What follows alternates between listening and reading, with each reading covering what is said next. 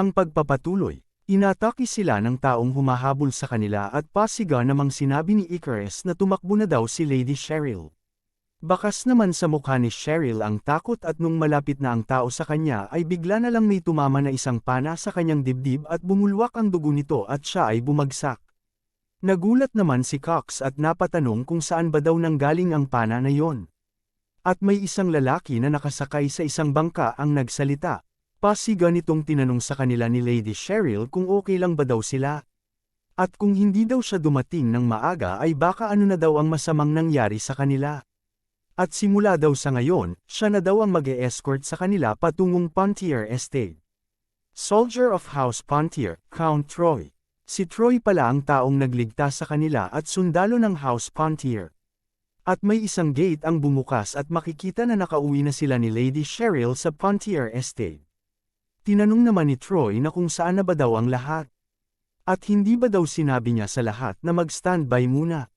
Tumugon naman ang taong sumalubong sa kanila. Sinabi nito na ipinatawag daw sila ni Baron Arna. Tumugon naman si Troy at sinabi na kung ganoon daw ang kaso, itinanong niya na kung may bagong impormasyon na ba daw ang dumating. At sa tingin daw niya ay kailangan niya na rin daw na umalis. Nagsalita naman ulit ang taong sumalubong sa kanila at kinausap niya si Lady Cheryl. Sinabi niya na matagal na rin daw nung huli silang nagkita ni Cheryl. At nagagalak daw siyang makitang ligtas na dumating sina Cheryl at Cox. Bakas naman sa mukha ni Cheryl na tila ba hindi ito masaya dahil naiwan nila si Kane na mag-isang nilalabanan ang humahabol sa kanila.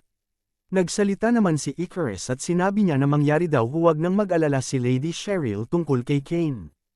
Tumugon naman si Cheryl at sinabi niya na hindi daw niya magawa na hindi mag-alala. Nagsalita naman ulit si Icarus at ipinaalam niya kay Lady Cheryl na si Kane daw ay ang first knight ni Baron Joshua Sanders. At hindi daw siya ang taong basta-basta na lang mamamatay. Napatulala naman si Cheryl at hindi pa rin niya magawang hindi isipin kung ano na ang nangyari kay Kane. At siya ay biglang nagulat nang kinausap siya ni Troy. Pinaalam niya kay Lady Cheryl na pupunta na daw siya sa conference room. Kung kaya mangyari daw na gawing komportable ang kanilang mga sarili. Tumugon naman si Cheryl at sinabi niya na sasama daw siya papunta ng conference room.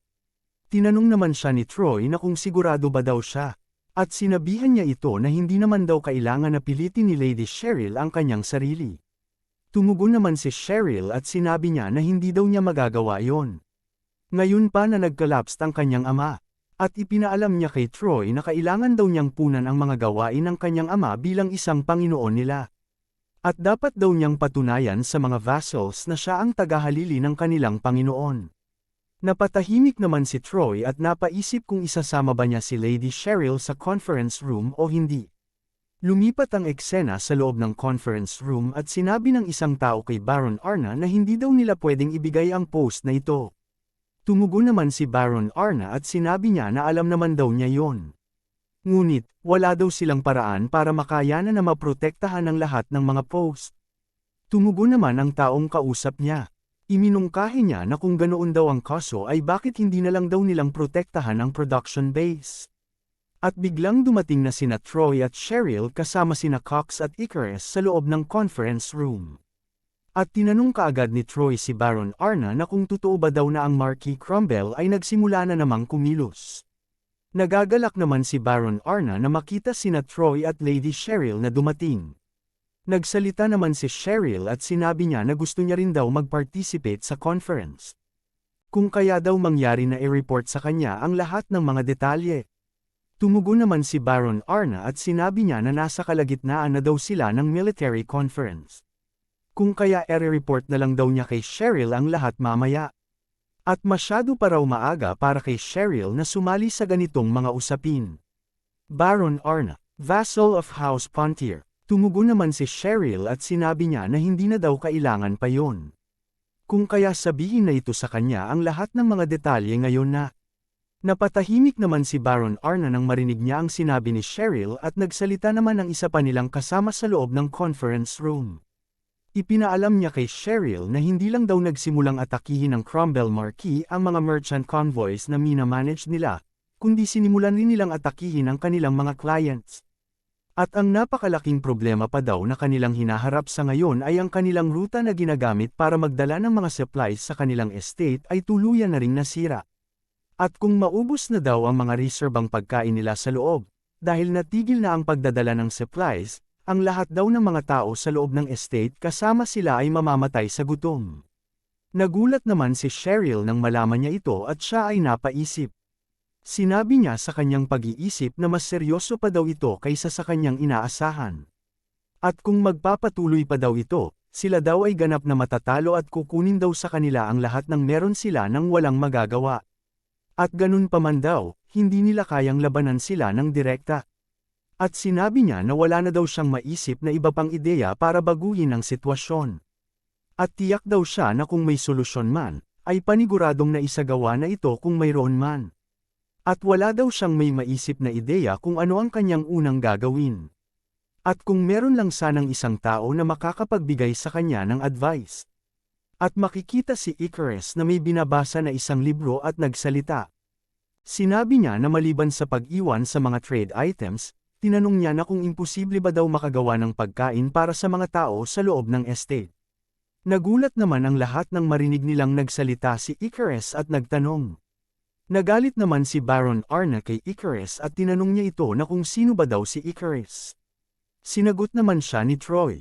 Ipinaalam niya kay Baron Arna na si Icarus daw ay isa sa mga tumulong para makatakas si Lady Cheryl mula sa Accardi at makauwi dito ng ligtas. Tumugon naman si Baron Arna. Patanong niyang sinabi na hindi ba daw bastos para sa isang outsider na tulad ni Icarus na sumali sa naturang conference nila. Nagsalita naman si Cheryl at ipinakilala niya si Icarus kay Baron Arna, at ipinaalam niya kay Arna na si Icarus daw ay nag-graduate sa academy na nangunguna sa kanyang klase. At siya daw ay bisita niya. Kung kaya si Icarus daw ay tutulungan ang House Pontier. Tinanong naman siya ni Baron Arna na kung bakit ba daw hihingi ng isang payo si Lady Cheryl sa isang taong kakagraduate pa lang sa academy. At si Icarus daw ay wala kundi isang outsider lang. Kung kaya hindi daw siya komportable kay Icarus na sumali ito sa kanilang conference kung saan ang pinag-uusapan ay tungkol sa mga confidential matter ng pamilyang Pontier. At wala na daw silang oras pa na mag-abala pa sa mga walang kabuluhang bagay, ngayon pa na nag-collapse na ang kanilang Panginoon. At naniniwala din daw siya na mas makakabuti na umalis na rin si Lady Cheryl sa conference room. Dahil ito daw ay hindi isang laro. Nagulat naman si Lady Cheryl at hindi ito makapaniwala sa kanyang narinig mula kay Arna. Galit namang sumigaw si Cox at patanong niyang sinabi kay Baron Arna na kung ano ba daw ang kahangalan ang sinasabi nito. At hindi ba daw alam ni Arna na habang abala ang kanilang Panginoon sa pag-asikaso sa mga internal matters ng pamilya. Si Lady Cheryl daw ay abala din sa paghahanap kung saan makakahanap ng mga taong makakatulong sa kanila para makabuo ng alyansa. At halos daw hindi na ito natutulog dahil dito. At tinanong niya si Baron Arna na kung sinasabi ba daw nito na hindi niya alam ang mga efforts na ginagawa ni Lady Cheryl. Galit namang tumugon si Baron Arna kay Cox. Galit niyang sinabi na ang isang pagsisikap na walang bunga daw ay walang iba kundi isang pag-aaksaya lamang ng oras. At ang mga ito daw ay nagresulta lang sa pagsama ng isang bata na kahit siya mismo ay hindi matukoy kung ano ang kasarian nito. At ang bata daw na ito ay wala man lang karanasan tungkol sa digmaan. Pasiga namang tumugon si Cox. Sinabi niya na hindi na daw yun mahalaga sa ngayon. At ang priority lang daw sa ngayon ay makabuo sila ng maraming kaalyado hanggat maaari. Sinigawan naman ni Baron Arna si Cox. At habang tinuturo niya si Icarus ay pasiga niyang tinanong si Cox na hindi naman daw siguro ito naniniwala na ang bata na si Icarus ay kayang baliktarin ang lawak ng digmaan na ito. At paano daw sila magtitiwala at makikipag-usap sa kanya kung ang pamilya daw nila ay nasa bingit na ng pagbagsak. At sinabi niya rin na si Cheryl daw ay hindi pa kailanman nakipag-participate kahit isang beses sa isang conference meeting, at tinanong niya ito kung bakit daw dinadala pa sila lalo sa isang magulong sitwasyon sa pamamagitan ng pagpapakita lamang nito pagkatapos mag-collapse ang kanilang Panginoon. At hindi daw niya gustong tumanggap ng isang utos mula sa isang walang kakayahan na babae tulad ni Lady Cheryl. Napaisip naman si Icarus. Patanong niyang sinabi sa kanyang pag-iisip na kung ano naman daw ang importante tungkol sa kasarian. At hahayaan na lang daw niya silang sabihin kung ano ang gusto nilang sabihin. At patatahimikin na lang daw niya sila sa pamamagitan ng pagpapakita ng mga resulta ng kanyang gagawin. At siya ay nagsimulang maglakad at nagsalita ulit sa kanyang pag-iisip. Sinabi niya na hahayaan na lang daw niya ang kanyang kakayahan na magsalita. At tinawag na niya si Baron Arna at nagsalita. Sinabi niya na naiintindihan daw niya ang nararamdaman sa ngayon ni Baron Arna. Nagulat naman si Arna nang tinawag siya ni Icarus. At tama daw ito sa pagsabi niya na ang mga walang bungang pagsisikap ay isang pag-aaksaya lamang ng oras. Gayunpaman, ang gayong parirala daw ay hindi naaangkop sa lahat, lalo na sa panahon ng digmaan. At sa huli daw, ang pagkatalo sa digmaan ay nangangahulugan na mawawala ang lahat sa kanila. Tumugon naman si Baron Arna. Sinabi niya na at least daw ay marunong mag-isip si Icarus. Nagsalita naman ulit si Icarus. Sinabi niya na dahil daw dun, si Lady Cheryl daw ay dapat na purihin, dahil nagawa daw nitong makakuha ng isang kaalyado na mas maaasahan kaysa sa sinuman. At walang iba kundi siya. Tumugon naman si Baron Arna at sinabi niya na nagtataka daw siya sa kung ano ang sasabihin ni Icarus. Ngunit isa lang daw pala itong mga walang kakwenta-kwentang mga salita ng isang bata. At tinanong niya si Icarus na kung sino ba daw siya sa tingin niya. Nagsalita naman si Icarus at sinabi niya na ang sapat daw na pagkain upang pakainin ang 70% ng buong populasyon ay maaaring gawin sa loob ng estate. At kung ganoon daw ang kaso, kung hindi sila makikialam sa mga tao at mapanatili ang kanilang depensa habang nakatutok lamang sa mga probisyon ng militar para sa mga sundalo, mas makakatagal pa daw sila. At lumaki ang mata ni Cheryl nang marinig niya ang opinyon ni Icarus na tila bang may ideya na siya tungkol sa pinaplanong gawin ni Icarus. Tumugon naman si Icarus na tama daw ang iniisip ni Lady Cheryl. At ipinaalam niya sa lahat ang kanyang pinapanto. Sinabi niya na ang Cromwell daw ay hindi rin gusto ang digmaan na ito na tumagal pa lalo kaysa sa kinakailangan nito. At ang ibig sabihin lang daw nito na ang financial losses ng Cromwell ay mas lalo pang lalaki kung tatagal pa ang digmaan na ito. Kung kaya daw nag-iisip ang Cromwell ng mga estratehiya na hindi nila kakayanin. Nagsalita naman si Baron Arna. Patanong niyang sinabi kay Icarus na ang ideya daw ba na gustong gawin ni Icarus ay iabandona ang mga tao at magtiis hanggat maaari sa loob ng kastilyo. Sumagot naman si Icarus at sinabi niya na hindi. At ipinaalam niya kay Arna na ang Cromwell daw ay nakapaghanda na. Kung kaya sila daw ay mag-uumpisa ng kumilos kahit ano pa man daw ang kanilang gagawin. At sa ngayon daw naganap na silang hindi makakakilos. Ang House Cromwell daw ay malamang na magsasuggest ng isang single battle para tapusin na ang lahat at upang hindi na mag-aksaya pa ng oras. Napatawa naman si Baron Arna nang marinig niya ang mga sinabi ni Icarus. At sinabi niya na ito daw ay isang prediction lamang ni Icarus. At patanong niyang sinabi na kahit daw na nakakalamang ang House Cromwell sa digmaan na ito, ang gayong gawain daw ay hindi ba daw magreresulta lamang sa isang hindi mahuhulaan na labanan kung magpo-propose sila ng ganitong bagay.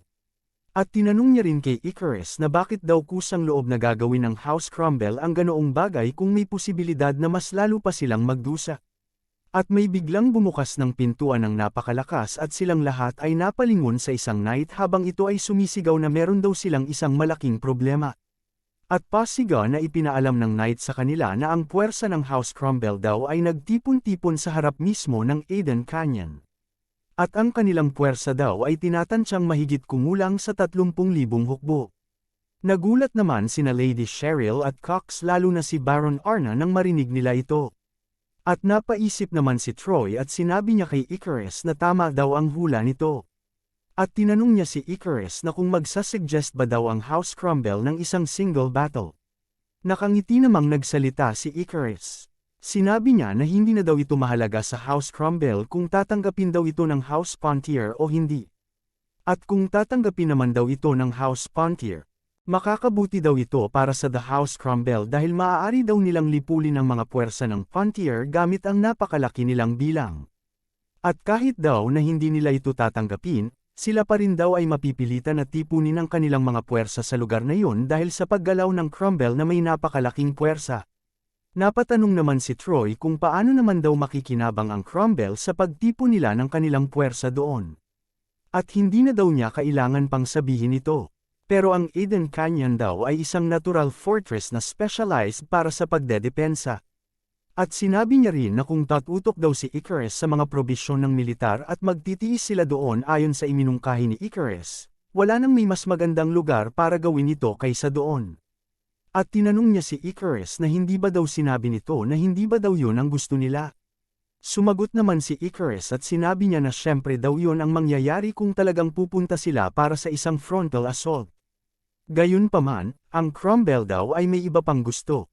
At ang kanilang tunay na layunin daw ay dito. Sabay lagay ng marka sa mapa at sabay sabi na ang Denis River. Ito daw ang tunay na pakay ng House Cromwell. At ipinaalam niya sa kanila na ito daw ay isang diversion tactic. Makikita si Icarus na nakangiti na nakaupo sa lamesa matapos niyang sabihin ang tunay na sadya ng The House Cromwell. At napatahimik naman si Arna matapos niyang marinig ang mga ito. Habang si Troy naman ay lumaki ang mga mata sa gulat at hindi makapaniwala na may isip ito ng isang bata na tulad ni Icarus. At nagsalita ang isa nilang kasama na Maharlika. Sinabi niya na base nga daw sa mga sinasabi ni Lord Icarus. Baka may pag-asa silang baliktaran pa ang sitwasyon. At tinanong niya si Lord Icarus na kung paano daw naisip nito ang ganitong klaseng estratehiya. Nagsalita naman ang isa pa nilang kasamang Maharlika na may mahabang buhok. Sinabihan niya si Troy na wala na daw silang dapat na sayangin na sandali. Bilasan na daw nito at ihanda na ang kanilang mga hukbo. Tumugon naman si Troy at sinabi niya na babalik na daw siya sa kanyang pluton at sisimula na ang paghahanda. Bakas naman sa mukha ni Baron Arna ang pagkainis at wala siyang magawa tungkol dito. Napansin naman ni Cox ang biglaang pagbago ng kilos ni Baron Arna at pasiga niya itong tinawag. Nagulat naman si Baron Arna nang tinawag siya ni Cox. Pasiga na sinabi ni Cox sa kanya na kung wala na daw itong sasabihin pa ay ipagpapalagay niya daw na sumasang-ayon si Baron Arna sa mga plano ni Lord Icarus. Hindi naman makasagot o makapagsalita si Baron Arna at bakas sa mukha nito ang inis at bigla niyang inilgay ang kanyang kanang kamao sa kanyang dibdib tanda ng paggalang at respeto at nagsalita. Sinabi niya na naiintindihan daw niya kung ganon. At siya daw ay maghihintay na lang sa mga ipag-uutos ni Princess Cheryl. At habang papalabas na si Troy at si Baron Arna at ang isa pa nilang kasamang Maharlika sa loob ng conference room ay nagsalita ulit si Troy. Sinabi niya na mangyari daw na bumalik ang lahat dito sa loob ng conference room sa oras na matapos na ang lahat ng paghahanda. At tuluyan na silang lumabas ng conference room. At sa kanilang paglabas ay hinarap naman nila ni Cox at Lady Cheryl si Icarus. At napabugtong hininga si Lady Cheryl pagkatapos at pinuri niya ang ginawa ni Icarus at sinabi niya na kahanga-hanga daw ito. At hindi daw niya akalain na mapapatahimik ni Icarus ang mga matitigas na ulo ng mga Maharlika na iyon at pangunahan ang kanilang mga usapin. At sinabi niya rin na ang mga chismis daw tungkol kay Icarus ay totoo. At tiyak daw siyang magiging mabuti ang lahat. At siya ay nagpasalamat kay Lord Icarus. Tumugon naman si Icarus at sinabi niya na sa tingin daw niya ay mas angkop kung ibabahagi ni Cheryl ang kanyang pasasalamat sa Panginoon ni Icarus. Walang iba kundi si Joshua Sanders. Masaya namang tumugon si Cheryl at sinabi niya na syempre naman daw, magpapasalamat daw siya kay Joshua. At makikita na tumayo na si Icarus at sinabi niya na bago daw gawin yun ni Cheryl, ayos lang ba daw kung may itatanong sa kanya si Icarus na isang bagay. Tumugon naman si Cheryl at sinabi niya na ayos lang daw. At tinanong niya si Icarus na kung ano ba daw yon. Nagsalita naman si Icarus at nagtanong. Itinanong niya na hindi ba daw sa mga unang yugto ng digmaan ay narinig niya na ang magkabilang panig daw ay medyo pantay pa sa lakas at puwersa. Tumugon naman si Lady Cheryl at sinabi niya kay Icarus na ang tungkol daw sa bagay na yon ay tama. Magkapantay lang daw ang dalawang pamilya hanggang sa sumali ang Mercenary King sa digmaan. Bagamat alam nila kung gaano kalaki ang impluwensya ng isang superhuman sa labanan, ngunit sa tuwing daw na lumilitaw ang Mercenary King sa larangan ng digmaan, ang House Pontier daw ay laging natatalo. At ang tanging issue lang daw ay ang Mercenary King, dahil palagi daw itong lumalabas sa mga lokasyon kung saan may mataas na estratehikong halaga. Na dahilan upang lumaki pa lalo ang kanilang mga pagkalugi. Napaisip naman si Icarus nang marinig niya ito at nagsalita. Sinabi niya na umaatake lang daw ang Mercenary King sa mga lokasyon na may high priority targets. At ayon daw sa impormasyon mula sa pananaliksik niya sa The Pontier family, ay walang kahit isang aspeto daw ang nagsasabi na mahina sila kumpara sa The Marquis Cromwell family. Maliban na lang daw sa pagsali ng The Mercenary King. At sa mga tuntunin daw ng kapangyarihang militar at pang-ekonomiya, talagang nagtataglay daw ang House Pontier ng mga karanasang individual na maaaring magpapanalo sa kanila sa digmaan. At ang Pontier family daw ang siyang dapat nasa depensa sa labanan na ito. At sa isang pag-atake daw kung saan ang mga dami-depensa ang may kalamangan sa mga umaatake, hindi daw niya lubos maintindihan kung gaano kalaki ang epekto ng pagdaragdag ng isang superhuman para baguhin ang resulta ng digmaan. At ang higit daw na bumabagabag kay Icarus ay ang family head ng Pontier family. At ang katotohanan daw na ang family head na isa sa The Five Duke families ay nakakain ng isang lason at naging rason upang malagay ang kanyang buhay sa isang mapanganib na sitwasyon. At nagulat si Lady Cheryl nang marinig niya ang mga sinabi ni Icarus na tila bang alam na niya ang nais sabihin ni Icarus. Nagsalita naman si Icarus at sinabi nito na ang lahat daw na nangyayari sa Pontier family ay posibleng dahil sa pagtulong ng isang tao na mula sa loob ng The House Pontier. At sinabihan niya si Lady Cheryl na mangyari daw na isa-isip nito ang isang bagay na sasabihin niya. Sinabi niya na huwag daw magtitiwala si Lady Cheryl sa mga tao na nasa kanyang paligid kailanman. At napatahimik na lang si Lady Cheryl matapos marinig ang sinabi ni Icarus sa kanya. Lumipat ang eksena sa tent ni Aiden. Tinanong ni Joshua si Isela na kung ano ba daw ang ibig nitong sabihin na isa itong Cromwell Massacre. Tumugon naman si Isela at sinabi na yan nga daw ang sinabi niya kanina. Ang Cromwell Massacre, dahil sa one-sided na pagdeklara ng digmaan ng House Cromwell. Ang Reb daw ay napuno ng pagnanasa at ang kanyang ama daw ay bigla na lang nawala. Nagsalita naman si Aiden at sinabi niya na nakapagtataka naman daw yon. At hindi daw niya lubos maisip na wala ni isang tao mula sa Avalanche Imperial Court ang walang may alam tungkol dito. At ang Marquis Cromwell family daw ay tuluyan ng winasak ang pamilya ng Count Rebrecca. At kamakailan lang daw ang Marquis Cromwell family ay nagsimula ng isang digmaan laban sa The Family of Duke Pontier. At ito daw ay hindi isang maliit na labanan kundi isang malawakang digmaan na tumutukoy kung aling pamilya ang babagsak.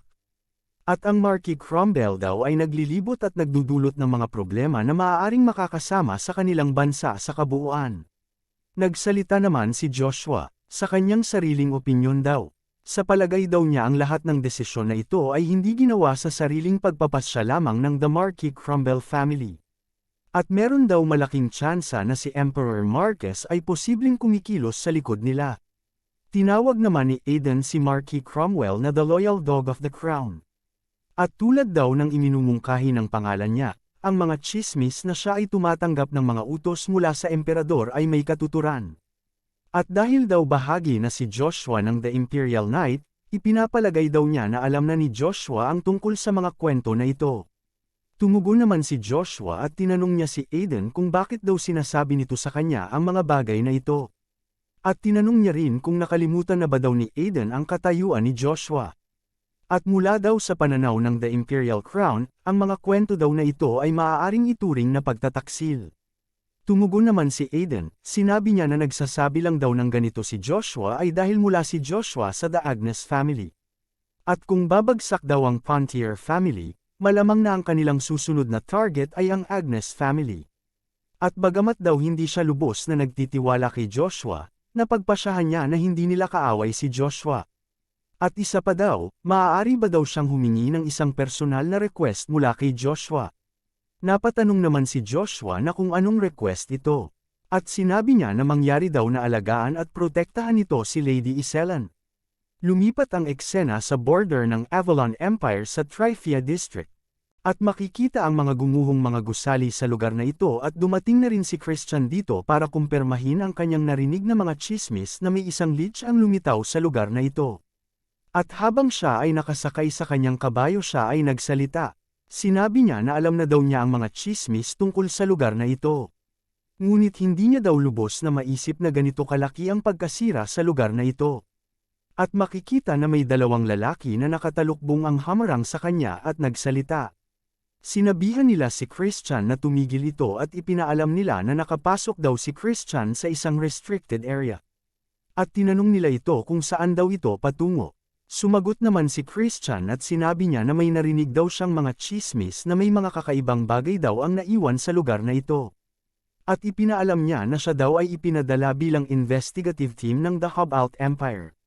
Christian, paladin ng The Hobalt Empire.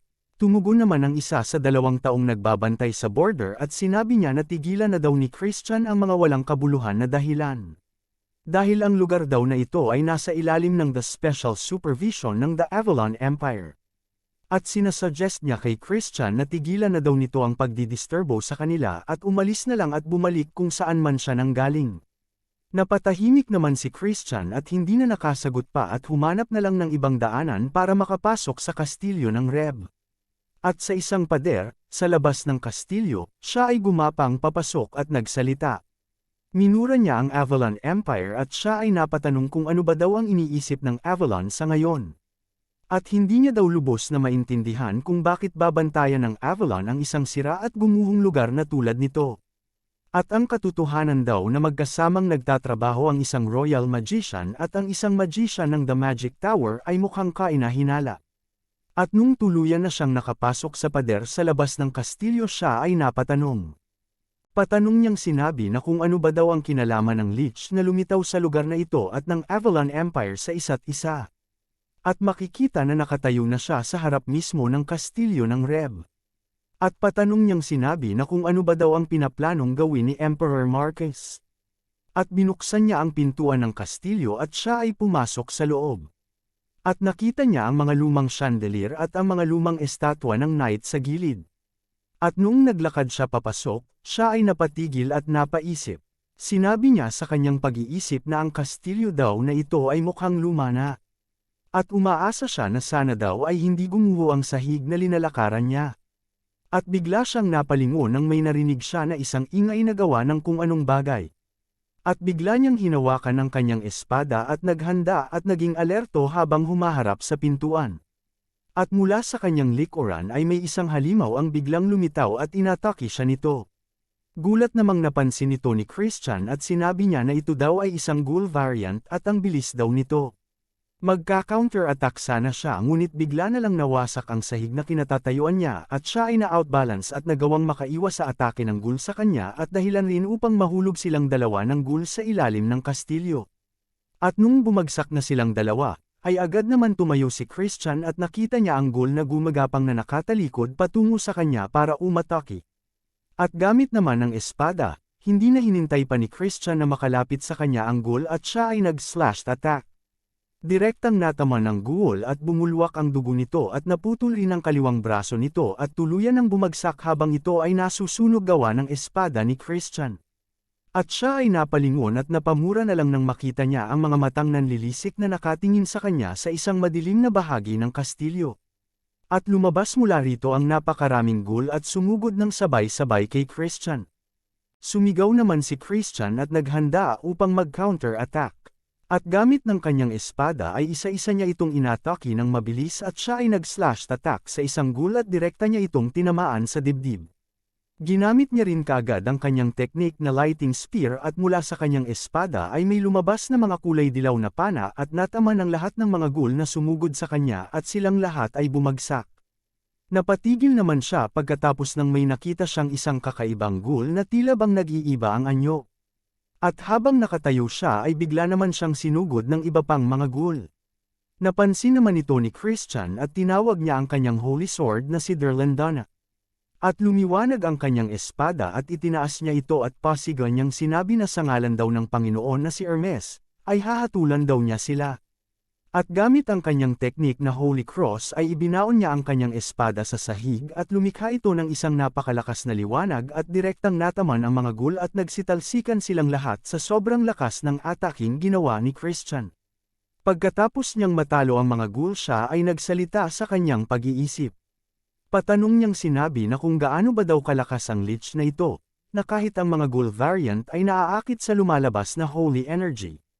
At sinabi niya na sa pagpasok daw niya sa loob ng kastilyo ay umaasa siya na aasikasuhin ang mga bagay sa tahimik lang na pamamaraan. Ngunit tila ba daw ito ay imposible? At hinawakan niya ang kanyang espada at may lumabas na kulay dilaw na magic circle mula dito at hinampas niya ito at lumaki ang magic circle na ginawa niya at makikita ito sa sahig kung saan siya nakatayo na tila bang may gagawin siya na isang bagay. At siya ay nagsalita sa kanyang pag-iisip. Sinabi niya na bagamat daw ang gagawin niya ay magdudulot ng isang malaking eksena, kailangan pa rin daw niyang tapusin ito sa lalong madaling panahon.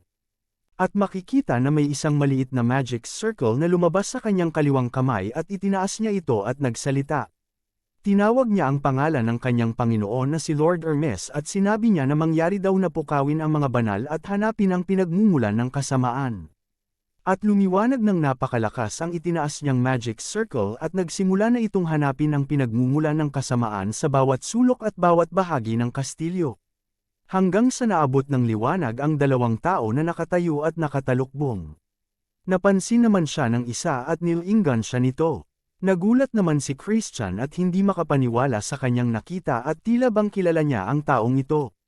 Napatanong naman siya sa kanyang pag-iisip na kung ano ba daw ang ginagawa ng taong ito sa lugar na ito. At mula sa kanyang likuran ay may biglang lumitaw na parang isang portal at may lumabas na mga kulay itim na bagay mula dito at pinalibutan si Christian nito. Napansin naman ito ni Christian, ngunit huli na ang lahat para sa kanya na makatakas. At siya ay napamura na lang nung hindi na siya makagalaw sa pagkakagapo sa kanya ng itim na bagay na ito.